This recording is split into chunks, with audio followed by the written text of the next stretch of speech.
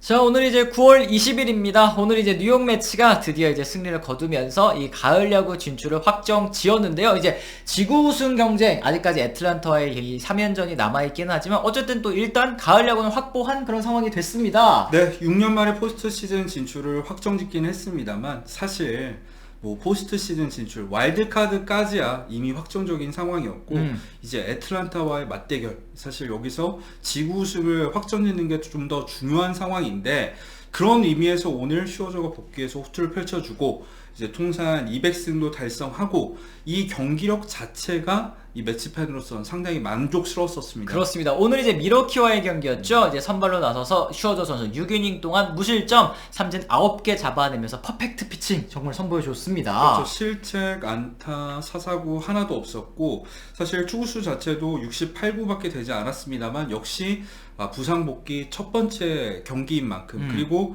이제 애틀랜타와의 맞대결, 거의 더 넘어서 포스트 시즌에서의 슈어저의 활약이 정말 중요한 상황이기 때문에 몸 관리 차원에서 일찍 교체가 됐었습니다. 그래야지. 오랜만에 등판이긴 했습니다만 이 평균 구속도 95마일 나오면서 시즌보다 평균보다 또 1마일 더 많이 나오는 모습이었습니다. 여전히 구위 좋다는 것도 보여줬고, 오늘 이제 보니까 200승 달성했다고 했잖아요. 이제 2008년에 데뷔해서 통산 15번째 시즌 만에 이제 200승 금자탑을 또 세우게 됐는데요. 이게 메이저리그 기록을 따졌을 때 역대 120번째지만 현역 선수로만 이제 한정을 했을 때는 저스틴 벌랜더 그리고 잭 그레인키에 이어서 현역 다승 3위에 올라있는 또 슈어저 선수의 기록입니다. 네, 특히 이제 통산 탈삼진 부분 얘기도 해야겠죠. 통산 3082탈삼진, 현역 1위의 기록입니다. 3182개. 그렇죠. 네, 역대로 따지더라도 13위. 사실 저스틴 벌랜더와 함께 이제 왔다 갔다 하고 있어요. 하지만 이 3000탈삼진 넘은 것도 정말 대단한 마일스톤이라는 생각이 들고요. 거기다가 다승 1위도 4번 했죠. 탈삼진 1위 3번 했죠. 사이 영상 3번 받았죠.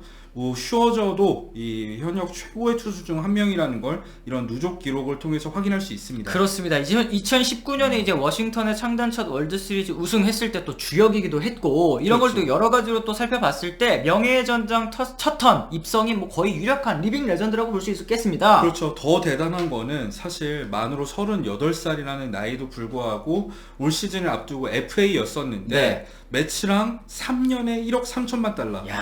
이게 총액으로 따졌을 때는 1억 달러를 간신히 넘는 금액이지만 연평균으로 쳤을 때는 4,333만 불.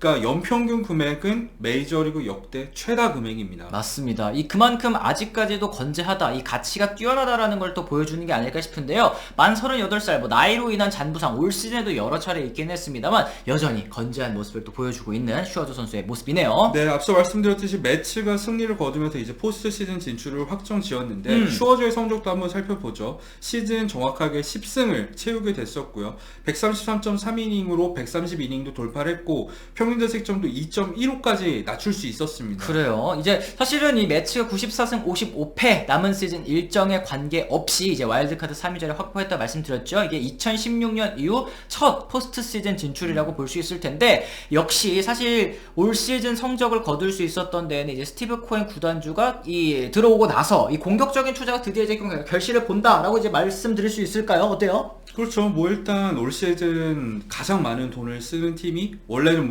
다저스였었는데 이 다저스 같은 경우에 이제 바워의 연봉 중 상당 부분이 빠지게 되면서 이제 페이롤 1위는 뉴욕 매치가 됐잖아요. 그렇습니다. 2억 9,980만 불입니다.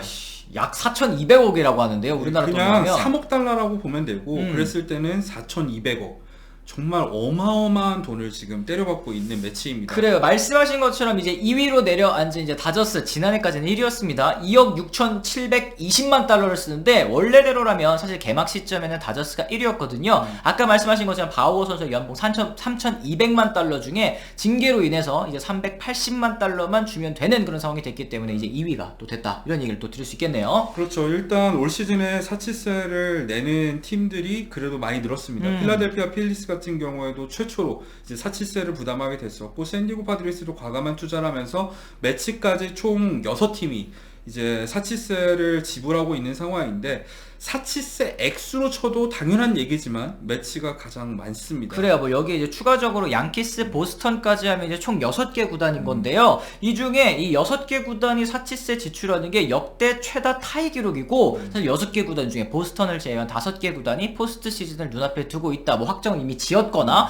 이런 걸 생각을 해봤을 때 확실히 좀 메이저리그도 이제 투자가 곧 성적으로 이어지는 그런 상황으로 좀 변화가 됐다 이렇게 봐야 되겠네요. 그렇죠. 거기다 이제 와일드카드가 확대되면서 이 포스트 시즌 진출 노릴 수 있는 팀들이 늘어난 것도 분명히 이런 투자, 적극적인 투자에 영향이 있었고요. 그렇습니다. 매치가 페이롤 1위 한 게 지난 1989년 2130만 달러 이후에 33년 만에 또 처음이라고 합니다. 근데 이때는 2130만 달러가 1위 기록이었잖아요. 근데 지금은 뭐 2억, 뭐 3억, 막 3억 이렇게 가는 거니까 13배가 가까이 증가를 했다. 이게 참 메이저리그 연봉 상승폭이 좀 가파르다는 생각도 좀 듭니다. 그렇죠. 메이저리그의 연봉 상승도 가파르고 그러면서 이제 선수들이 먹튀로 평가를 받는 선수들도 늘어나곤 있는데, 사실 메이저리그가 뭐 망할 거다 이런 말이 들린 거는 정말 오래됐지만, 사실은 중계권료라던가 이제 객단가라던가 이런 걸 고려했을 때 메이저리그는 그 어느 때보다 지금 많은 돈을 벌어들이고 있는데, 이게 다행히도 이 선수들을 향한 재투자로 이어지고 있는 게 그나마 다행인 부분이죠. 그래요. 그런 부분에 있어서 매치가 참 지금 앞장서고 있다 이렇게 말씀을 드릴 수 있겠는데요. 이 코인 구단주가 취임 이래 2020년에는 연봉 기준입니다. 1억 4,600만 달러, 지난해에는 1억 9,900만 달러, 올해는 이제 2억 7,390만 달러 연봉 기준으로 이렇게 썼으니까 야 진짜 돈 많이 쓰기는 많이 쓰네요. 뭐 앞으로도 계속해서 많이 쓸 예정이라고 하니까요. 뭐 에런 저지까지는 잡지 못한다고 하더라도 앞으로 매치에 이제 겨울 이적 시장 때마다 어떤 화제를 불러 모을지도 기대가 됩니다. 그리고 이게 사실 사치세라는 게 올 시즌에 매치는 처음 내는 거다 보니까 많이 초과한 거에 비해서는 조금 내는 편이라고 할 수 있겠지만, 다저스 같은 경우는 또 2년 연속 사치세를 내게 되면서 가중치가 붙었습니다. 2,940만 달러의 사치세를 내게 됐는데, 사실 이제 사치세만으로도 뭐 3천만 달러, 2,900만 달러 이러면 특급 선수 연봉 하나를 그냥 사치세로 지출을 하게 되는 셈이잖아요. 그렇죠. 사실 이 사치세라는 게 구단들의 투자를 가로막고 있는 요인 중에 하나예요. 그러니까 셀러리 캡, 연봉 총액 상한선이 없습니다만 이 사치세가 거의 비슷한 역할을 하고 있는 건데, 그런 상황에서도 투자하는 팀들은 참 대단하다고 생각을 합니다. 그래요. 이제 2026년까지 2억 4,400만 달러까지 사치세 한도가 늘어나기는 늘어나지만, 지금 이제 선수들의 연봉 상승폭 생각해봤을 때는 이것도 사실은 이 노사 협정에 있어서 큰 걸림돌 중에 하나 아니었습니까? 그렇죠. 확실히 이제 구단 쪽에서 이 한도를 늦게 올리고 싶어하는 이유는 돈을 좀 덜 쓰고 싶어한다라는 걸 좀 어느 정도 알 수 있는 그런 부분인 것 같아요. 그래요. 어쨌든 매치 올 시즌 쇼월터 감독의 지도 아래서 주축 선수들의 부상도 있었습니다만 좀 여러 악재 속에 현재까지는 뭐 잘 왔어요. 이제 마무리가 어떻게 되느냐에 따라서 좀 다르긴 하겠습니다만, 월드 시리즈 전망 어떻게 보십니까? 사실 월드 시리즈 전망을 놓고 평가를 하기에는 포스트 시즌 뭐 지구 우승부터 하는 게 먼저 있고, 애틀란타, 뭐 다저스 이런 팀들은 지난 몇 년 동안 어쨌든 월드 시리즈 우승이라는 성과, 그리고 포스트 시즌 경험을 충분히 쌓은 팀이잖아요. 아메리칸 리그에서는 휴스턴도 마찬가지고, 네. 양키스 역시 계속해서 포스트 시즌에 진출하고 있는 상황인데, 매치 같은 경우에는 6년 만이란 말이죠. 사실 경험치라던가 뭐 전체적인 전력을 떠나서 그런 부분들을 생각했을 때 단숨에 성과를 내기는 너무 큰 욕심이 아닌가 저는 생각을 합니다. 그렇습니다. 어쨌든 그렇다고 하더라도 이 매치의 특급 원투펀치 디그롬과 슈어저 이 두 선수가 사실은 가을 야구 때 어떤 모습을 보여줄지가 정말 기대가 많이 되는 부분 아니겠어요? 그렇죠. 일단 슈어저만 하더라도 뭐 앞서서 말씀드렸듯이 평균 자책점 2.15, 이게 130이닝 기준으로 했을 때는 내셔널리그 1위, 메이저리그 전체로 치더라도 어쨌든 맥클라나운과 벌랜더에 이어서 3위 기록 아니겠습니까? 이런 점들을 생각했을 때 등판했을 때만큼 퍼포먼스는 슈어저도 정말 좋고, 디그롬도 말할 것도 없죠. 디그롬도 직전 등판에서 40경기 연속 3실점 이하 축을 펼쳤어요.